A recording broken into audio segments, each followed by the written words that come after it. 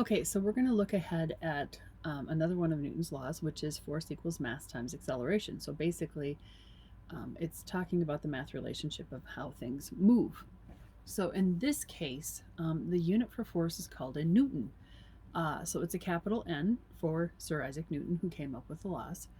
And its unit is kilograms times meters per second squared. So let's take a quick look at this. And this should be something you're now adding into, and let's double check to make sure that unit's right. Let's make sure that you're adding this onto your formula sheet.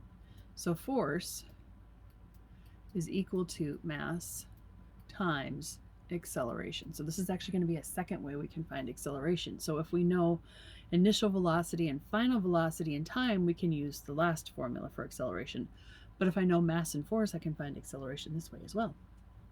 So let's put this into our triangle. The two that are stuck together, that's our times, right?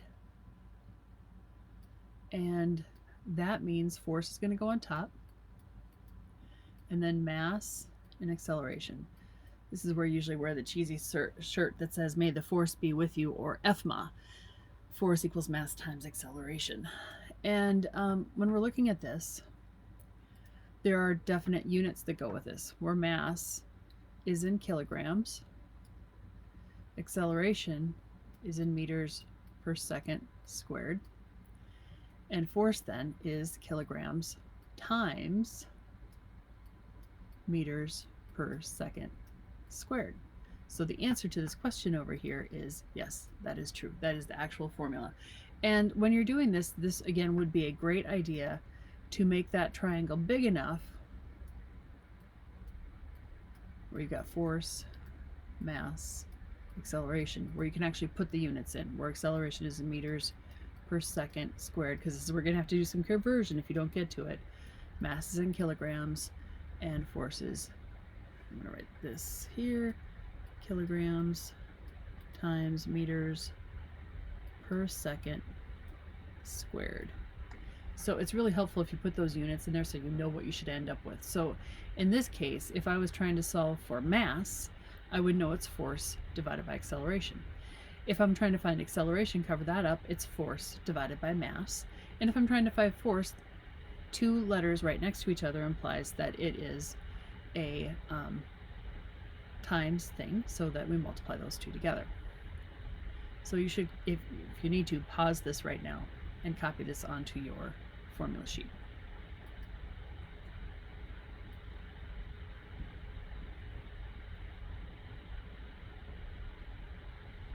Oh, when we're on Zoom, I can do this so much faster because I can clear all at one time. But we'll get there. Actually, if I shut this off, it would clear it as well, but kind of don't want to stop the notes at this point.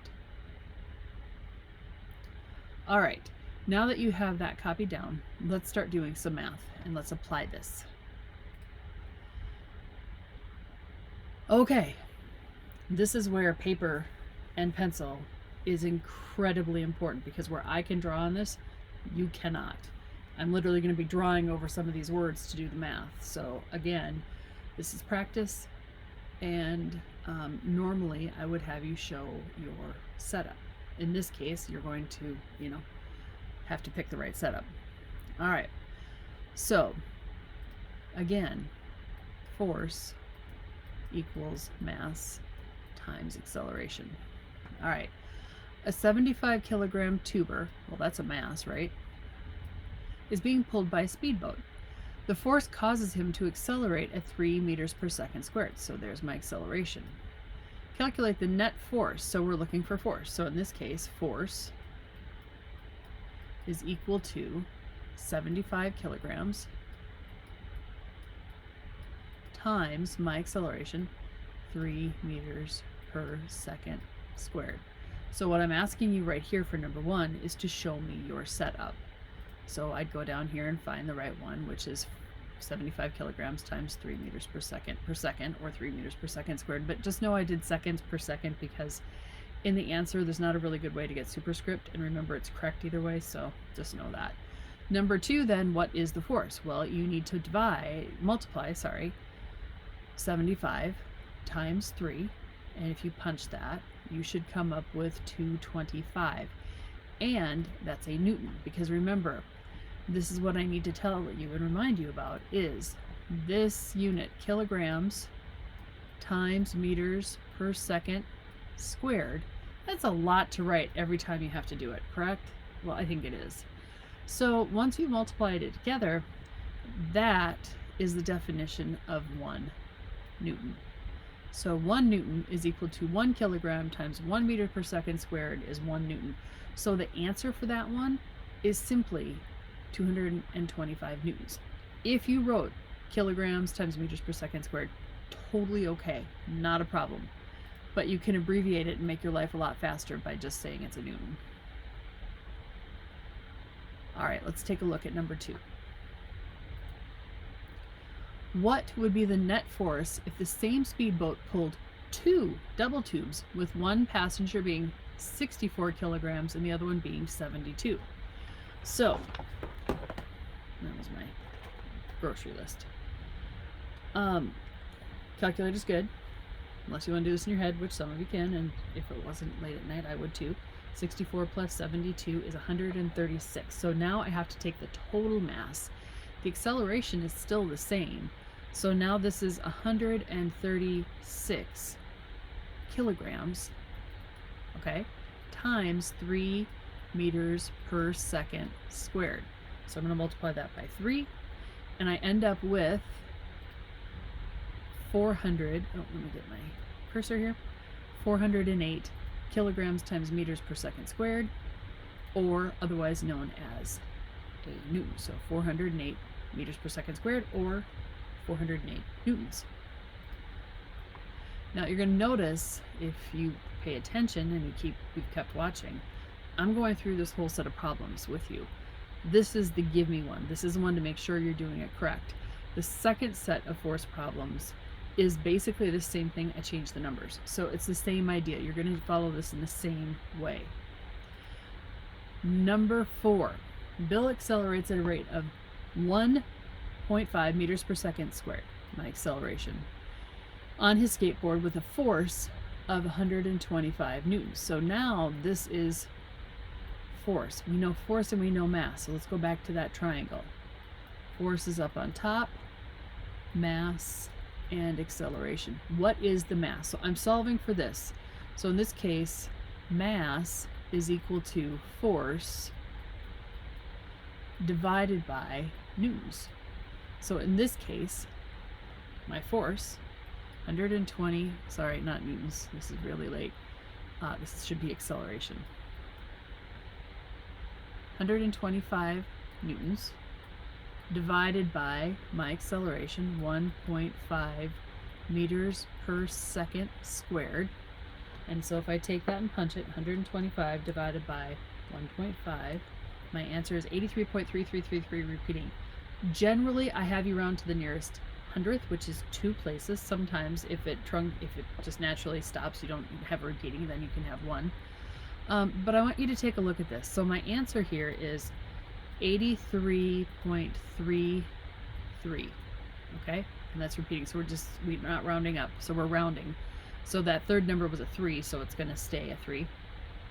And this is newtons, or remember this, if we use the whole thing, it's kilograms times meters per second squared over the bottom, meters per second squared.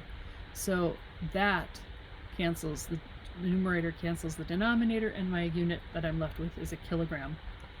So when I go to answer that question, my answer is 83.33 kilograms, because it's a mass, and you should have seen that because a mass unit should have been on that handy dandy little formula sheet you just added into.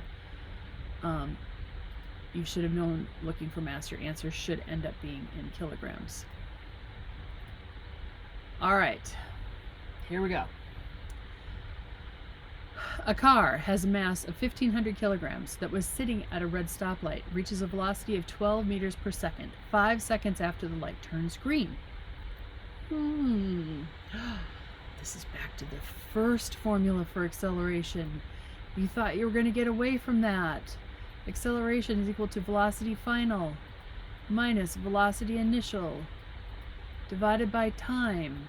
So if I know that information, I can figure out that way. I can also figure out acceleration this way, but I'm trying to find force. So a car with a mass of 1,500 kilograms was sitting at a red stoplight, reaches a velocity of 12 meters per second, reaches a velocity after the light turns green. So this is my final. 5 seconds is my time, and after it turns green, my initial then has to equal 0. So now I need to figure out what is the car's acceleration. Final velocity, 12 meters per second minus 0 is still just 12, right? Divided by time, 5. So 12 divided by 5, punch it in your calculator, is 2.4. So once I go down here and find number 5, I'm looking for 12 point... Wait, did I do that right? This should be the first one, number 6.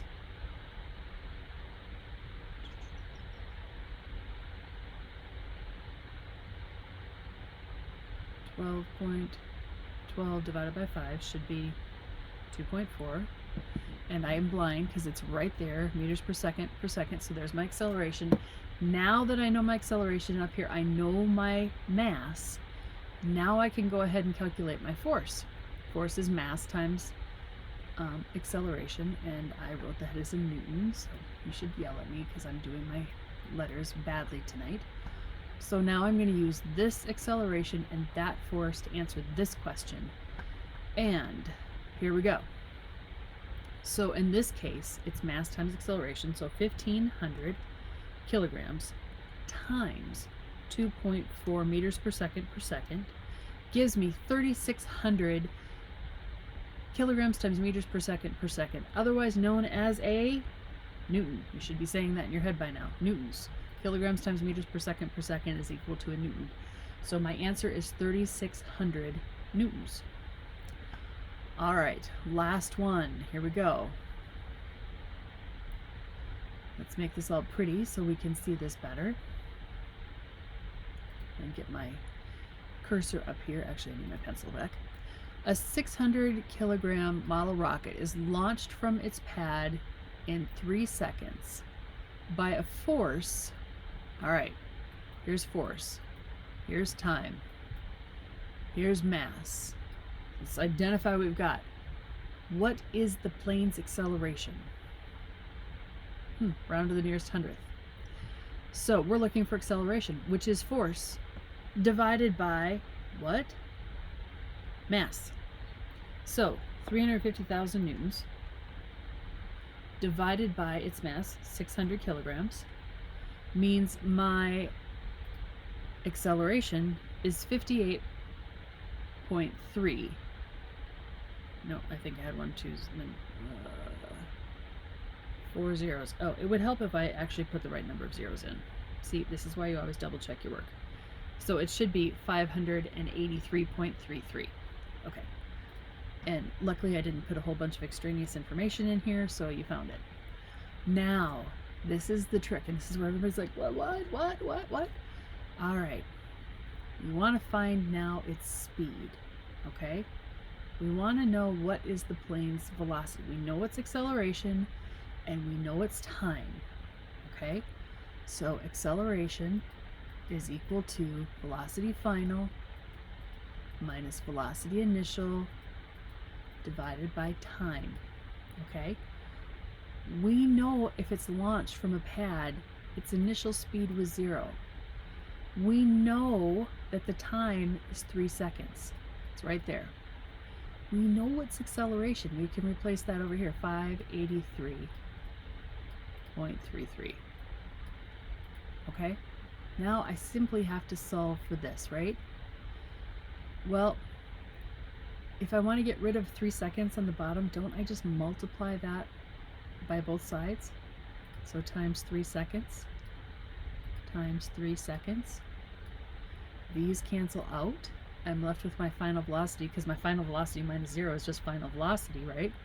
So if I take 583.33 times 3 seconds, its speed, its final velocity,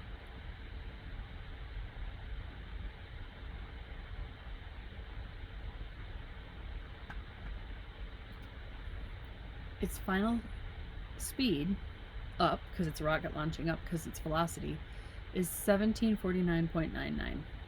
Again, I told you I shouldn't do this one as late because I forgot my decimal point. All right, so my answer for that is 1,749.99 meters per second squared. I can guarantee you there's questions like this on the test. I can guarantee you need to keep that formula sheet, because we're going to do things like where I'm like, okay, we're going to go back to this old acceleration formula, but I'm giving you information. So you're looking at two-step things where you actually had to solve for one thing, in this case acceleration, given our new formula, plugging that into the old one. So this formula is not going away. Please, please, from here to the end of physics, which is basically the end of quarter 3, you are going to want to have this formula sheet available to you. All right. Now, you're going to notice that we just answered all those questions. You should have this one perfect. Now you're going to go ahead, that you've watched this, hopefully you were smart enough to watch it all the way through, and do force problems 2. And that one is basically the same set of questions. I just simply change the numbers. So if you're confused, come back and look at the question we're doing to help you out. Or ask me.